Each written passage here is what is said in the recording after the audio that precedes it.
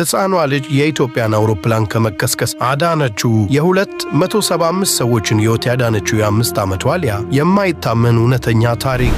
ሰላም ውድ የቻናላችን ተከታታዮች፣ እንኳን ወደ ቻናላችን በደህና መጣችሁ። ዛሬ ይዘንላችሁ የቀረብነው ታሪክ ልብን በደስታም በፍርሃትም የሚሞላ ከአእምሮ በላይ የሆነ ነገር ግን በምድራችን ላይ የተከሰተ አስገራሚና እውነተኛ ታሪክ ነው። አንዲት የ5 ዓመት ሕፃን የ275 ሰዎችን ሕይወት ከሞት አፋፍ እንዴት እንዳተረፈች ስትሰሙ ትገረማላችሁ። ይህ ታሪክ የጀግንነት፣ የተስፋና የእናትና የልጅ ፍቅርን ጥግ የሚያሳይ ነው። እስከ መጨረሻው አብራችሁን ቆዩ። ታሪኩ የሚጀምረው በአዲስ አበባ ቦሌ ዓለም አቀፍ አውሮፕላን ማረፊያ ነው። ቀኑ እንደ ማንኛውም ቀን በሰዎች ግርግር የተሞላ ነበር። በዚህ ግርግር መሃል ወላጅ እናት ሃና እና የ5 ዓመት ልጇ ሊያ ለየት ያለ ደስታና ጉጉት ይታይባቸው ነበር። ለሁለቱም የመጀመሪያቸው የሆነውን የውጭ አገር ጉዞ ሊያደርጉ ነው። መዳረሻቸውም ብዙዎች የሚያልሟት ድንቋ ከተማ ዱባይ ነበረች። ሃና ልጇ ሊያን ይዛ በከባድ የሕይወት ውጣ ውረድ ካሳለፈች በኋላ ለረጅም ጊዜ ስትመኘው የነበረውን ስጦታ ልትሰጣት ገንዘብ ስታጠራቅም ቆይታለች። ለሊያ ዱባይ ማለት በቴሌቪዥን የምታያቸው ሰማይ ጠቀስ ሕንፃዎች፣ አስደናቂ የመጫወቻ ስፍራዎችና አዲስ ዓለም ማለት ነበር። በመጨረሻም ወደ አውሮፕላኑ ወደ ኢትዮጵያ አየር መንገድ ቦይንግ 787 ድሪም ላይነር ገቡ።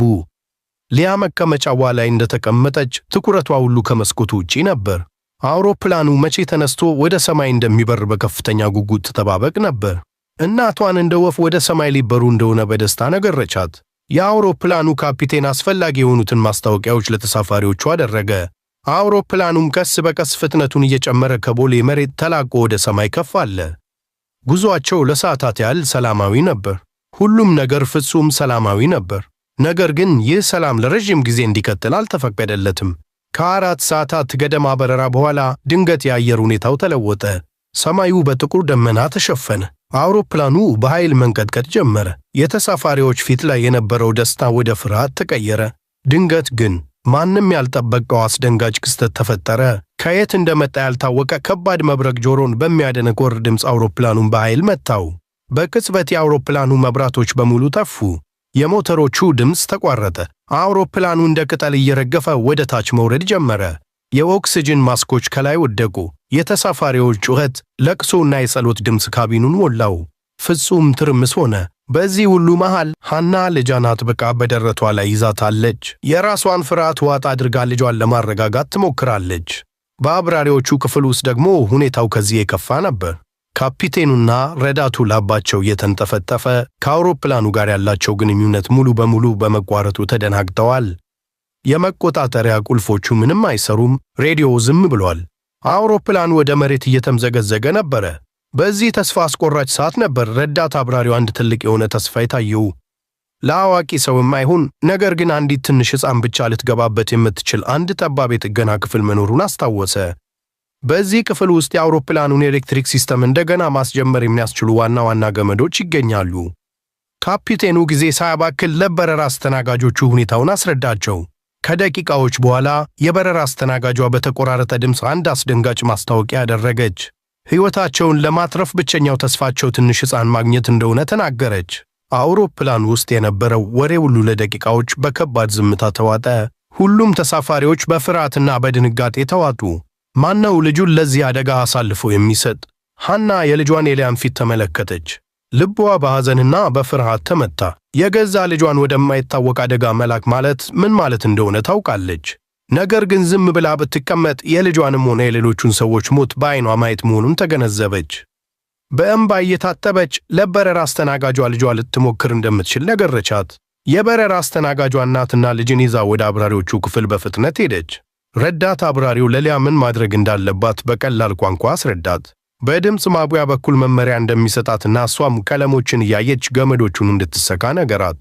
ሊያ በፍርሃት ተውጣ ነበር። ነገር ግን የእናቷን ፊት ስትመለከት አንድ ጥንካሬ ተሰማት። እሺ አደርገዋለሁ አለች በትንሽ ድምጿ። የበረራ አስተናጋጇ ሊያን አቅፋ ወደ ጠባቡ የጥገና ክፍል አስገባቻት። ክፍሉ ጨለማና አስፈሪ ነበር። በእጇ በያዘችው ትንሽዬ የባትሪ ብርሃን ብቻ ነበር የምታየው። ጊዜው ይሮጣል። አውሮፕላኑ ወደ መሬት እየተምዘገዘገ ነው።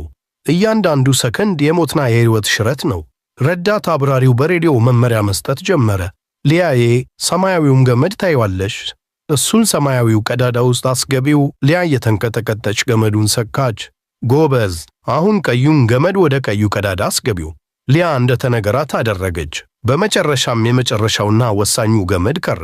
አረንጓዴው ገመድ። ረዳት አብራሪው በረጅሙ ተንፍሶ ሊያዬ፣ አሁን አረንጓዴውን ገመድ አረንጓዴው ቀዳዳ ውስጥ ሰኪው አላት። በአውሮፕላኑ ውስጥ የነበረው ጩኸት ሁሉ ጸጥ አለ። የ275 ሰዎች ልብ ምት በአንድ ላይ ቆመ።